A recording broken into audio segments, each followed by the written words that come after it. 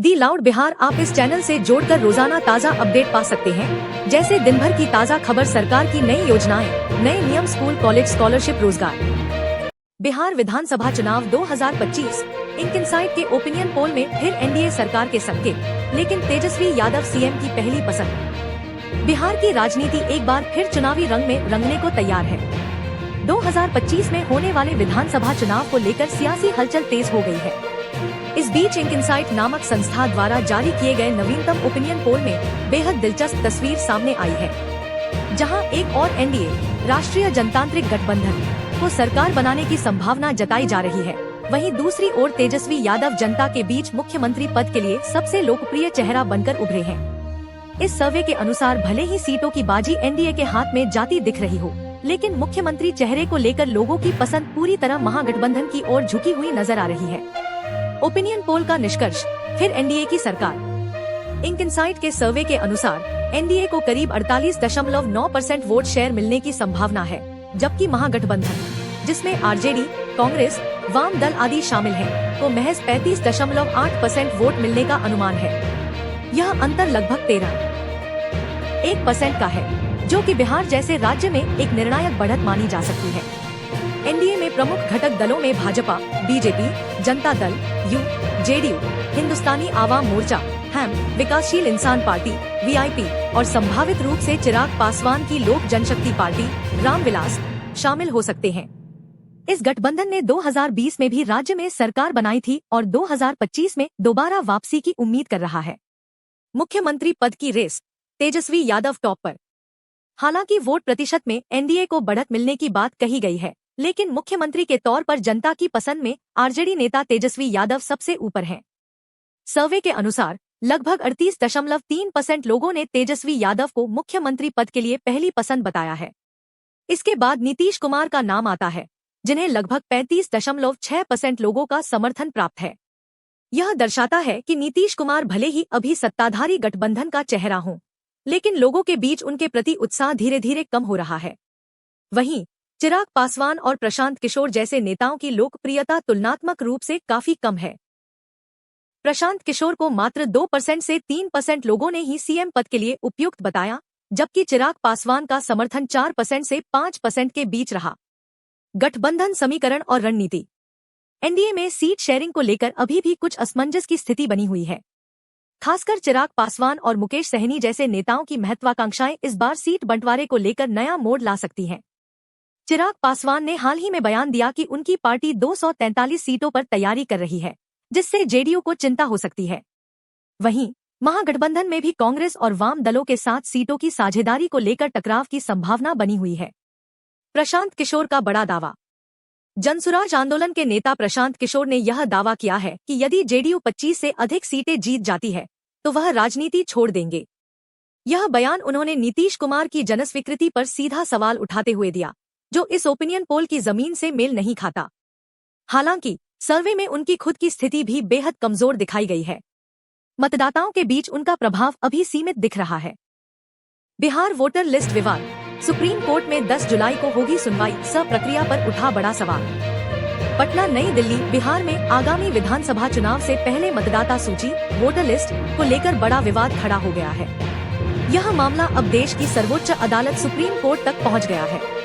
निर्वाचन आयोग द्वारा बिहार में शुरू किए गए विशेष गहन पुनरीक्षण, स्पेशल इंटेंसिव रिवीजन अभियान को कई संगठनों और राजनेताओं ने चुनौती दी है। उनका कहना है कि यह प्रक्रिया असंवैधानिक, अव्यवहारिक और करोड़ों मतदाताओं के अधिकारों का उल्लंघन है। इस मामले की 10 जुलाई 2025 को सुनवाई होगी। इससे पहले विपक्षी दलों और सामाजिक संगठनों ने अदालत से अनुरोध किया था कि इस याचिका को तत्काल सूचीबद्ध किया जाए। क्या है यानी विशेष गहन पुनरीक्षण? बिहार में निर्वाचन आयोग ने जून 2025 में एक विशेष प्रक्रिया शुरू की, जिसे स्पेशल इंटेंसिव रिवीजन कहा गया। इस प्रक्रिया के तहत मतदाता सूची को अद्यतन किया जाना है। हर मतदाता को अपनी पहचान साबित करने के लिए नए दस्तावेज जमा करने होंगे। आधार, वोटर आईडी, राशन कार्ड जैसे दस्तावेज पर्याप्त नहीं माने जा रहे। इस प्रक्रिया के तहत अगर कोई मतदाता समय पर दस्तावेज जमा नहीं करता, तो उसका नाम वोटर लिस्ट से हटाया जा सकता है। यह निर्णय निर्वाचन आयोग ने बिहार में घुसपैठियों और फर्जी मतदाताओं को हटाने के उद्देश्य से लिया है। मामला क्यों पहुंचा सुप्रीम कोर्ट? राजनीतिक दलों और सामाजिक संगठनों ने इस प्रक्रिया पर आपत्ति जताते हुए कहा है कि यह प्रक्रिया चुनाव से ठीक पहले शुरू की गई है, जिससे करोड़ों मतदाता प्रभावित होंगे। इसमें डॉक्यूमेंट वेरिफिकेशन की प्रक्रिया जटिल और गैर जरूरी है। कम समय, भ्रामक विज्ञापन और अस्पष्ट दिशा निर्देशों के कारण आम मतदाता भ्रमित हो रहा है। इन याचिकाओं को वरिष्ठ अधिवक्ता कपिल सिब्बल, डॉक्टर अभिषेक मनु सिंघवी, गोपाल शंकर नारायणन और शादान फरासत ने सुप्रीम कोर्ट के सामने उठाया। उन्होंने न्यायमूर्ति सुधांशु धूलिया और न्यायमूर्ति जॉयमाल्य बागची की पीठ से अनुरोध किया कि इस मामले को तुरंत सुना जाए। सुप्रीम कोर्ट ने इस मांग को स्वीकार कर लिया और अब यह मामला 10 जुलाई को सुनवाई के लिए सूचीबद्ध किया गया है। याचिकाकर्ताओं की दलीलें। याचिकाकर्ताओं का कहना है कि यह कदम चुनावी प्रक्रिया को प्रभावित करेगा और स्वतंत्र एवं निष्पक्ष चुनाव पर असर डालेगा। बिहार की 50% से अधिक आबादी गरीब, ग्रामीण और अल्पसाक्षर है, जो इतने कम समय में जरूरी दस्तावेज इकट्ठा नहीं कर सकती। अगर दस्तावेज जमा नहीं होते तो वर्षों से वोट डाल रहे नागरिकों के नाम भी हटाए जा सकते हैं, जो लोकतांत्रिक अधिकारों का सीधा उल्लंघन है। यह कदम संविधान के अनुच्छेद 14, समानता, 19, अभिव्यक्ति की स्वतंत्रता, 21, जीवन और स्वतंत्रता का अधिकार, 325 और 326, मतदान का अधिकार का उल्लंघन करता है। कपिल सिब्बल का तर्क। वरिष्ठ अधिवक्ता कपिल सिब्बल ने सुप्रीम कोर्ट में कहा, निर्वाचन आयोग का यह निर्णय चुनाव प्रक्रिया को प्रभावित करने वाला है। यह मतदाता अधिकारों के खिलाफ है। दस्तावेज जमा करने की बाध्यता और समय की कमी आम लोगों को उनके अधिकार से वंचित कर सकती है। बिहार में बिजली संकट को दूर करने की दिशा में एक बड़ी उपलब्धि हासिल हुई है। राष्ट्रीय ताप विद्युत निगम (एनटीपीसी) का बाढ़ सुपर थर्मल पावर प्रोजेक्ट अब पूरी तरह चालू हो गया है। 3,300 मेगावाट की कुल उत्पादन क्षमता वाला यह संयंत्र अब राज्य और क्षेत्र की बिजली जरूरतों को पूरा करने में सक्षम होगा। इस परियोजना का अंतिम यूनिट 660 मेगावाट की क्षमता के साथ 1 जुलाई को ग्रिड से जोड़ दिया गया, जिससे पूरा प्लांट अपनी पूर्ण क्षमता पर परिचालन में आ गया है। इसका प्रभाव न केवल बिहार बल्कि झारखंड, उत्तर प्रदेश और पूर्वी भारत के अन्य राज्यों पर भी देखने को मिलेगा। परियोजना का इतिहास और महत्व। एनटीपीसी बाढ़ पावर प्रोजेक्ट की शुरुआत 2007 में योजना स्तर पर हुई थी। इसका निर्माण बिहार के पटना जिले के बाढ़ अनुमंडल के नवीनगर बाढ़ इंडस्ट्रियल कॉरिडोर में किया गया है। यह प्लांट सुपर क्रिटिकल तकनीक से लैस है, जो अधिक दक्षता के साथ बिजली उत्पादन करता है और पर्यावरण के प्रति अपेक्षाकृत कम प्रदूषण फैलाता है। इस प्रोजेक्ट को फेज 1 और फेज 2 में बांटा गया था।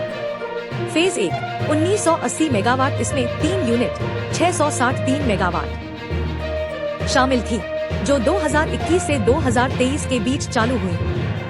फेज 2 1320 मेगावाट 2 अतिरिक्त यूनिट की स्थापना की गई, जिनमें से आखिरी यूनिट 1 जुलाई 2025 को ग्रिड से जोड़ी गई। अब यह संयंत्र पूरी तरह 3,300 मेगावाट बिजली उत्पादन की क्षमता के साथ चालू हो चुका है। बिहार को क्या होगा लाभ? एनटीपीसी के अधिकारियों के अनुसार इस परियोजना से बिहार को लगभग 75% बिजली की आपूर्ति होगी, जिससे राज्य में लंबे समय से चल रहा बिजली संकट काफी हद तक समाप्त हो सकेगा। प्रमुख लाभ। घरेलू उपभोक्ताओं को राहत, खासकर गर्मी और मानसून के मौसम में जब बिजली की मांग चरम पर होती है, तब अतिरिक्त आपूर्ति से लोड शेडिंग की घटनाएं कम होंगी। उद्योगों को मिलेगा संबल। राज्य सरकार द्वारा विकसित बिहटा, बक्सर, मुजफ्फरपुर और भागलपुर में औद्योगिक क्षेत्र अब बिजली कटौती की समस्या से मुक्त हो सकेंगे। कृषि क्षेत्र को फायदा। सिंचाई के लिए डीजल पर निर्भरता घटेगी और कृषक समृद्धि में वृद्धि होगी। तकनीकी विशेषताएं। बाढ़ पावर प्रोजेक्ट में विश्व स्तरीय तकनीक और संरचना का उपयोग किया गया है। सुपर क्रिटिकल बॉयलर तकनीक। यह पारंपरिक तकनीक से अधिक तापमान और दबाव पर काम करती है, जिससे ईंधन दक्षता बढ़ती है। एशलेस टेक्नोलॉजी। राख निष्कासन की आधुनिक व्यवस्था से प्रदूषण नियंत्रण में मदद मिलती है।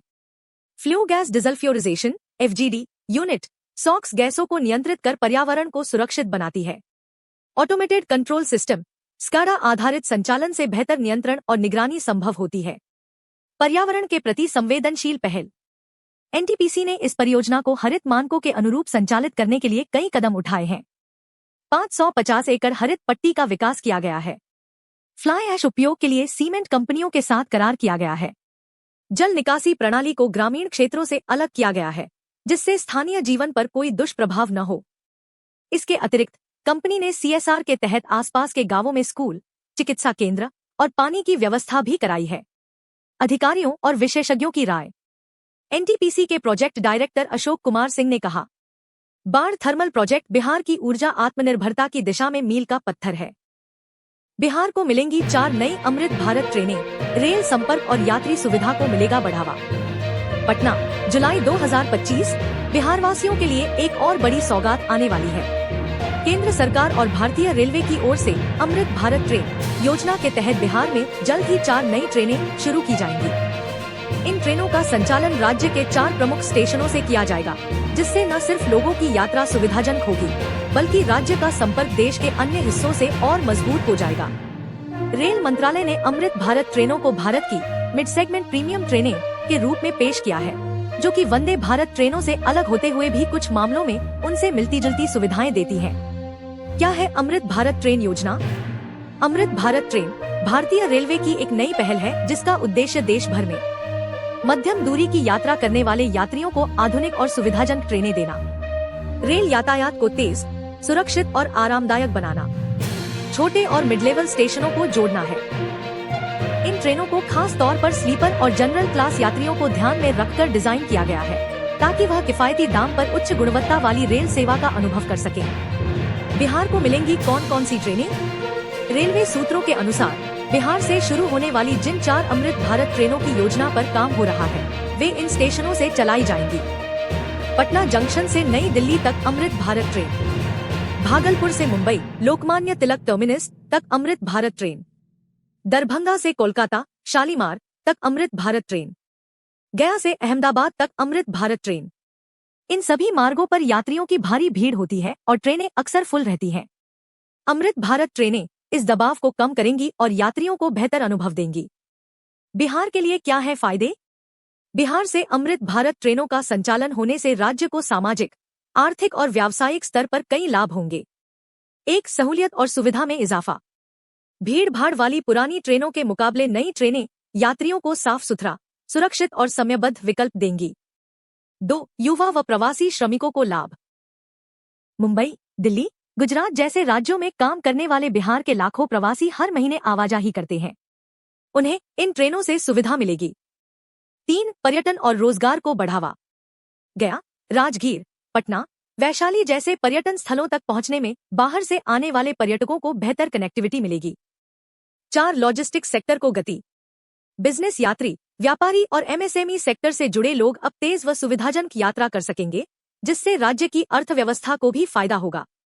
निर्माण व डिजाइन पूरी तरह मेक इन इंडिया। ये ट्रेनें मेक इन इंडिया अभियान के तहत पूरी तरह देश में ही तैयार की जा रही हैं और इनमें अत्याधुनिक तकनीक का इस्तेमाल हो रहा है। यह भारत की स्थानीय निर्माण क्षमता और तकनीकी आत्मनिर्भरता का प्रमाण भी है। क्या बोले रेल मंत्री? रेल मंत्री अश्विनी वैष्णव ने कहा, अमृत भारत ट्रेनें भारतीय रेलवे का चेहरा बदलने वाली हैं। ये सामान्य यात्रियों को भी वही अनुभव देंगी जो अब तक सिर्फ वंदे भारत जैसी ट्रेनों में मिलता था। बिहार जैसे राज्यों से इसका संचालन क्षेत्रीय विकास में तेजी लाएगा। बिहार सरकार ने भी इस फैसले का स्वागत किया।